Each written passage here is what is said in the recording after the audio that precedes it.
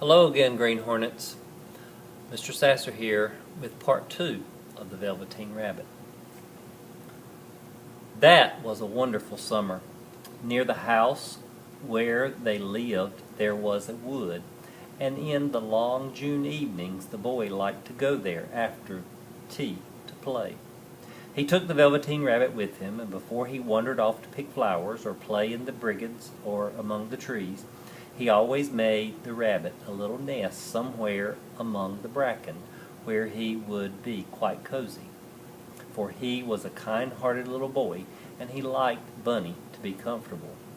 One evening, while the rabbit was lying there alone, watching the ants that ran to and fro between the velveteen paws in the grass, he saw two strange beings creep out of the tall bracken near him. They were rabbits like himself, but quite furry and brand new. They must have been very well made, for their seams didn't show at all. They changed shape in a queer way when they moved. One minute they were long and thin, and the next minute fat and bunchy, instead of always staying the same like he did.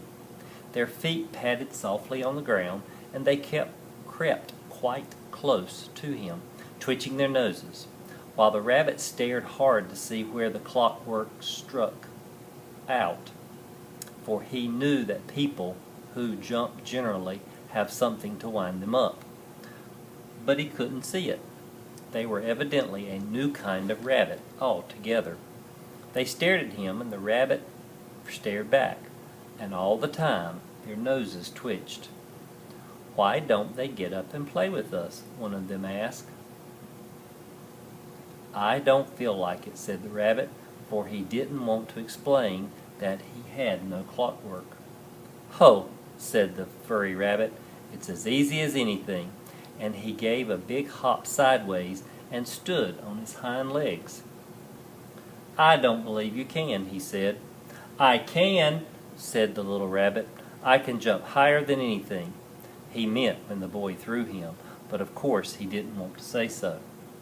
"Can you hop on your hind legs?" asked the furry rabbit. That was a dreadful question for the Velveteen Rabbit, for he had no hind legs at all.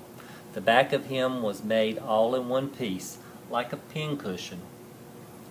He sat still in the bracken and hoped the other rabbits wouldn't notice. "I don't want to," he said again, but the wild rabbits have very sharp eyes, and this one stretched out his neck and looked. "He hasn't got any hind legs," he called out. "Fancy a rabbit without any hind legs." And he began to laugh. "I have!" cried the little rabbit. "I have got hind legs. I am sitting on them." "Then stretch them out and show me, like this," said the wild rabbit, and he began to whirl around and dance till the little rabbit got quite dizzy. "I don't like dancing," he said. "I'd rather sit still." But all the while he was longing to dance, for a funny, new, tickly feeling ran through him, and he felt he would give anything in the world to be able to jump about like these rabbits did. The strange rabbit stopped dancing and came quite close. He came so close that this time that his long whiskers brushed the Velveteen Rabbit's ear, and then he wrinkled his nose suddenly and flattened his ears and jumped backwards. "He doesn't smell right," he exclaimed. "He isn't a rabbit at all. He isn't real." "I am real," said the little rabbit. "I am real. The little boy said so." And he nearly began to cry. Just then there was a sound of footsteps, and the boy ran past near them.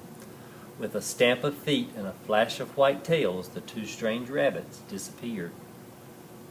"Come back and play with me," called the little rabbit. "Oh, do come back. I know I am real." But there was no answer, only the little ants ran to and fro, and the bracken swayed gently where the two strangers had passed. The Velveteen Rabbit was all alone. "Oh dear," he thought, "why did they run away like that? Why couldn't they stop and talk to me?" For a long time he lay very still, watching the bracken, and hoping they would come back, but they never returned. And presently the sun sank lower and the little white moths fluttered out, and the boy came and carried him home. Thank you for joining us for part 2. Tune in next time for the remainder of the Velveteen Rabbit.